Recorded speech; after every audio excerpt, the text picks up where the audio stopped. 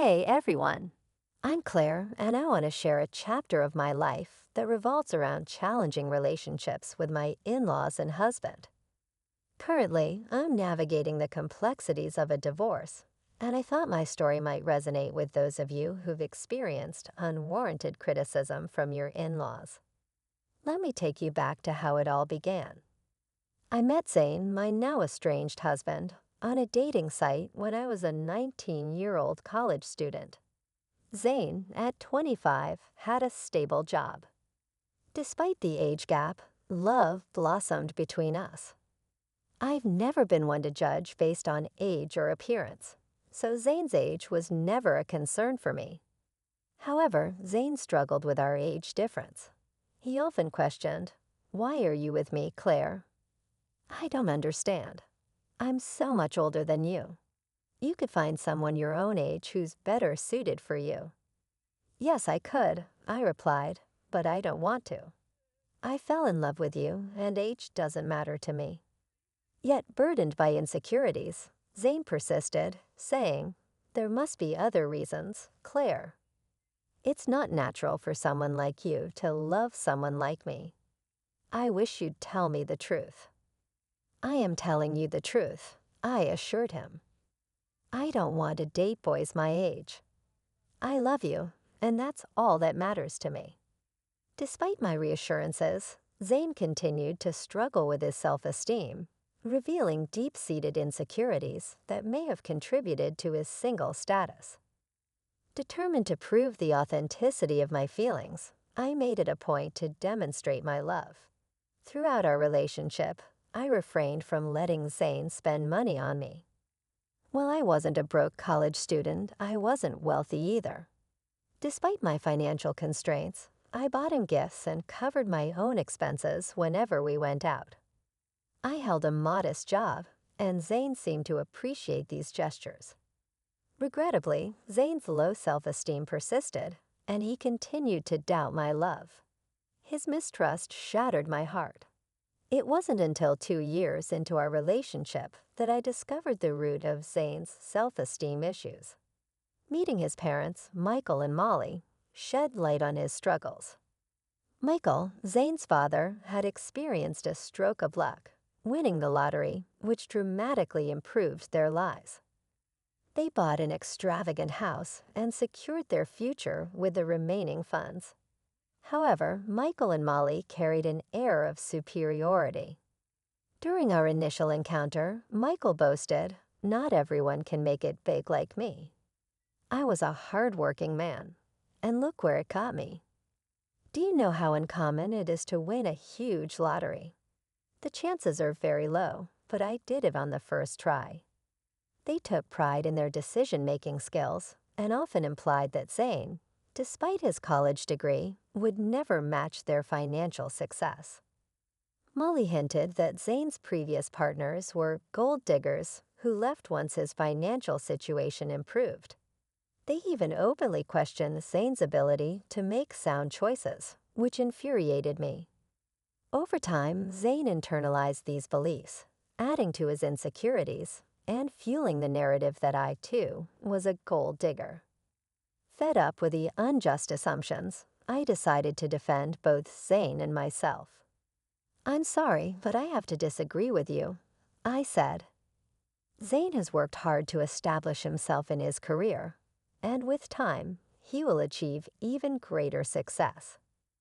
Michael rebutted, "Well, that doesn't change the fact that women only want him for money.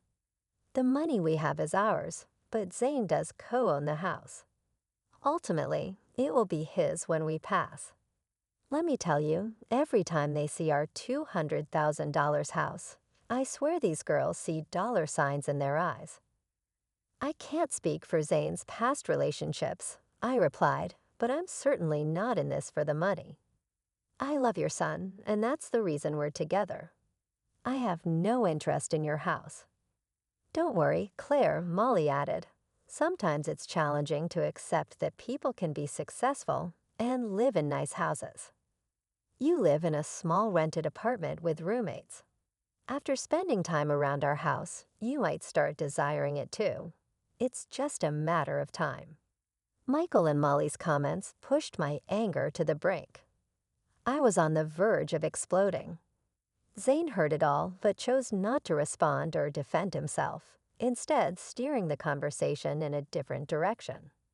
His nonchalant attitude surprised me, and on our way home, I decided to address it. Zane, your parents are being unkind. They're insulting both of us.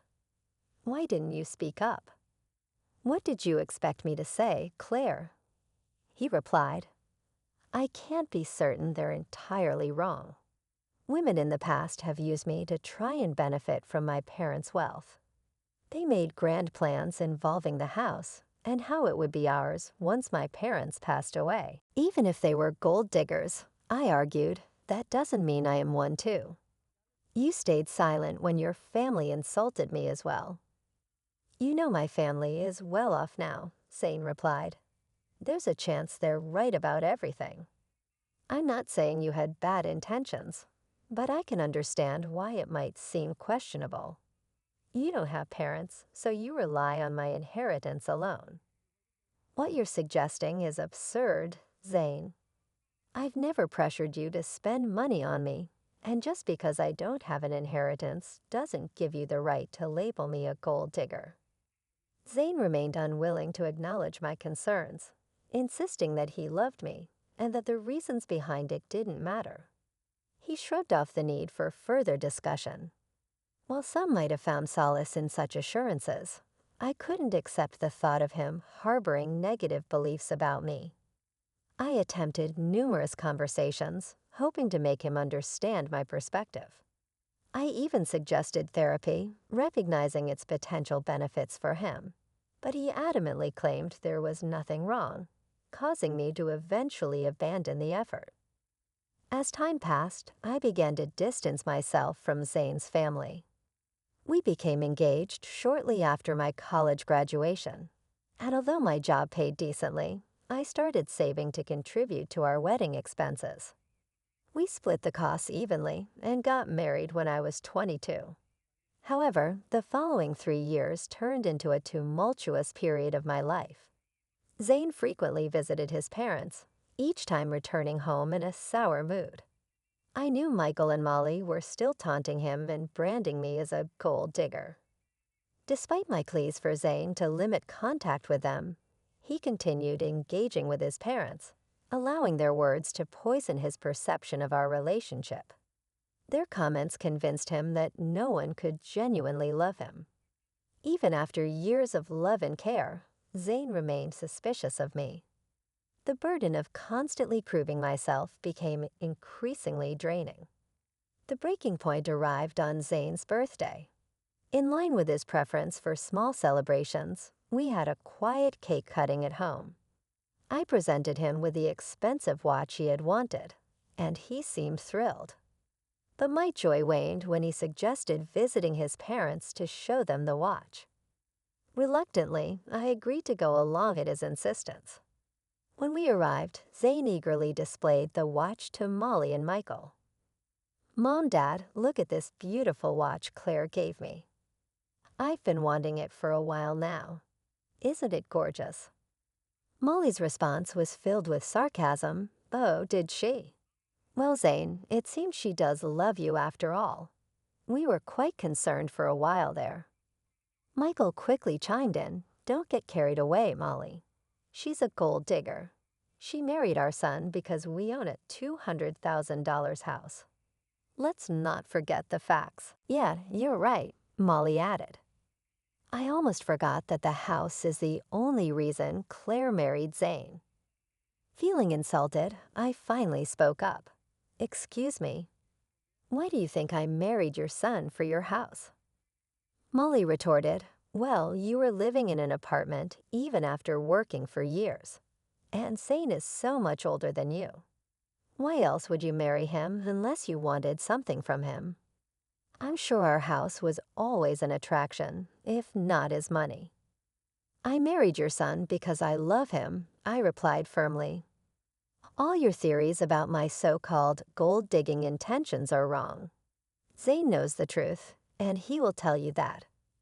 Won't you, Zane? To my complete surprise, Zane remained silent. Already feeling uncomfortable with my in-laws' assumptions, his reaction, or lack thereof, shocked me. He kept his head down, avoiding eye contact.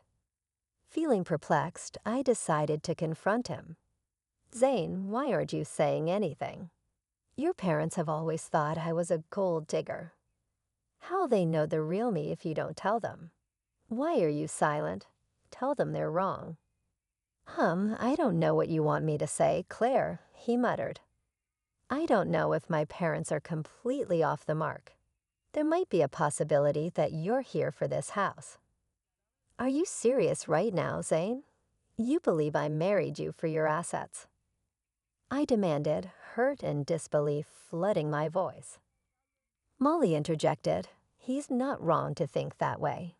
It's suspicious that you've never considered buying a house yourself. For someone renting a place, owning a house should be a priority. Yeah, it should be a priority, Michael added, but you've chosen not to work toward it. You can't afford something like this, even if you tried. So you decided to marry Zane and settle here. It makes sense to us. I mean, why would you marry me, Claire? Zane added, his words dripping with doubt. You might have feelings for me, but maybe there's more to it than just love. I found myself speechless. In that moment, all the love I had for Zane seemed to reduce to nothing. At the end of the day, my in-laws, and even my husband, viewed me as a gold digger. While my in-laws' reaction was hurtful, it was Zane's response that devastated me. Right then, I made a decision. I wanted a divorce. I didn't immediately disclose my decision. I waited for the right time. When Zane and I returned home, I contacted a lawyer and initiated the divorce process. The lawyer assured me that the papers would be ready within a week. In the meantime, I opted to stay in a separate room. Zane assumed I was letting off steam and had no idea what was coming. When the divorce papers finally arrived, I packed my bags and left. Zane called me in a panic, so I instructed him to meet me at an address and to bring his parents along. Confused, he agreed. When they arrived, I was waiting on the porch of a luxurious house, and they looked taken aback. You must be wondering why I brought you here. It's a beautiful house, isn't it? No one can compare their house to this. It costs around $2 million in today's market. Pretty expensive, but worth the money.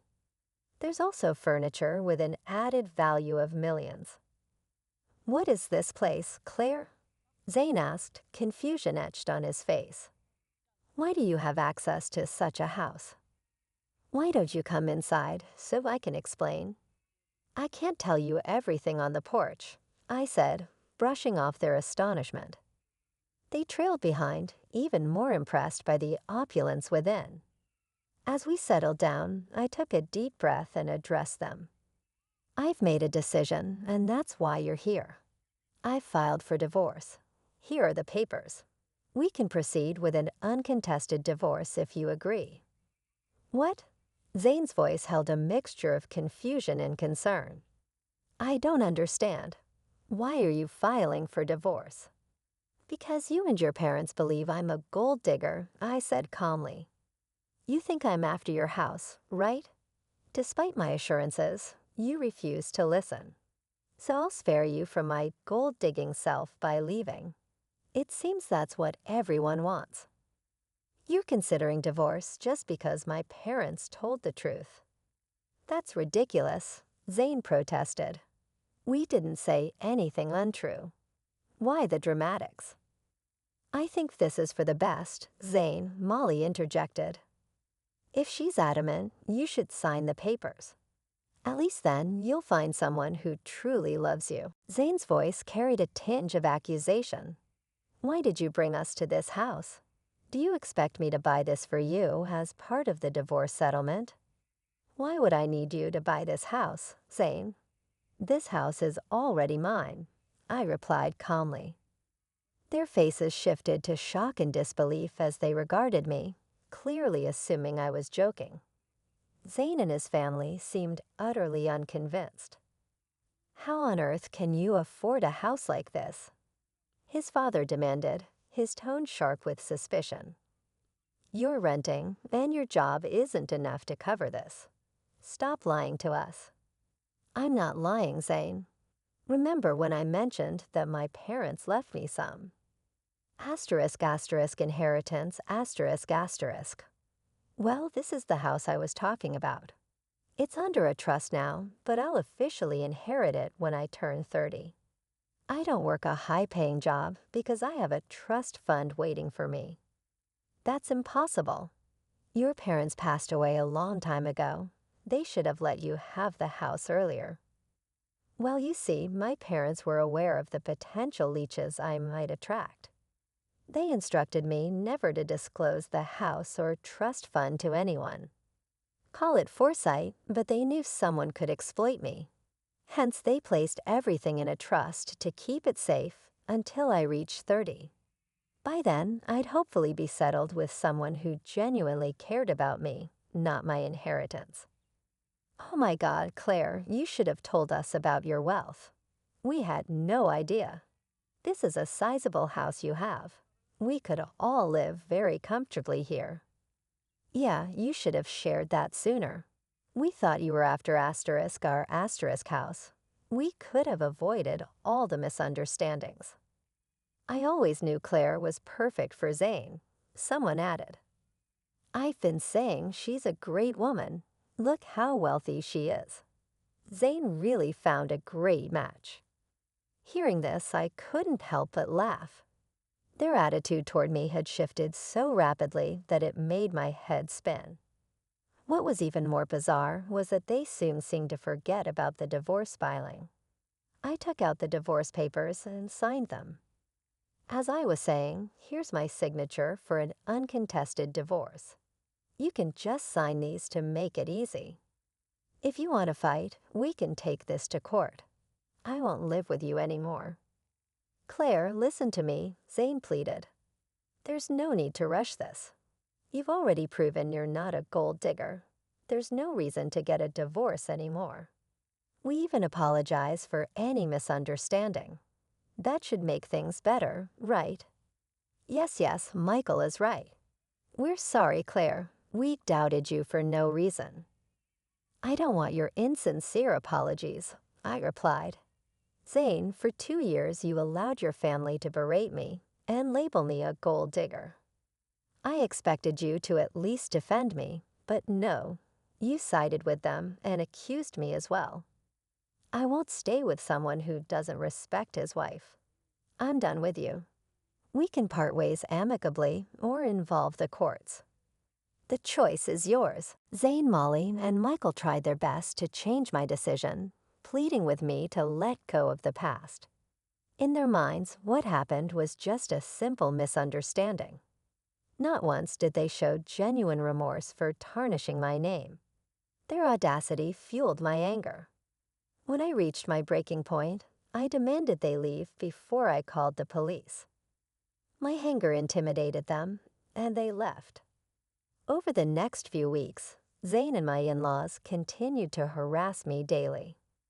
They begged, pleaded, and even offered bribes to convince me to stay. Their belief that I could be swayed with money only intensified my fury. It revealed that they still considered me motivated by financial gain. The irony was that, as Zane co-owned the house with his parents, I was entitled to half of his share. This realization fueled their desperation for reconciliation. Despite their attempts, I remained steadfast in my decision to part ways. I relocated all my belongings to my parents' house, asserting my right to stay there even before officially taking ownership. Zane and the in-laws persisted in reaching out, prompting me to change my number entirely to avoid their constant attempts to contact me from unfamiliar numbers. Zane even attempted to discuss matters at my workplace, but security was informed and asked him to leave. Zane still hadn't signed the divorce papers, holding out hope for a change in my decision. Nearly a year has passed since I initiated the divorce proceedings, with only a year or less remaining before the legal process concludes. I've managed quite well on my own, living independently. I found happiness and financial stability. While I've gone on dates, I'm not considering anything serious at the moment. According to a cousin of Zane's, they are apprehensive about paying me my entitled share of the house. Legal fees are piling up, and their savings are insufficient. Zane is even pushing for a sale, harboring resentment toward his parents for the upheaval in his life. At this point, I simply don't care. I only want to be free from that toxic family.